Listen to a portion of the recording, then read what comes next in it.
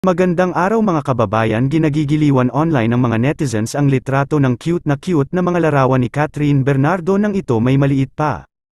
Ito ang ilan sa mga litrato ni Catherine Bernardo simula pa lamang nung sanggol siya at hanggang sa magdalaga na.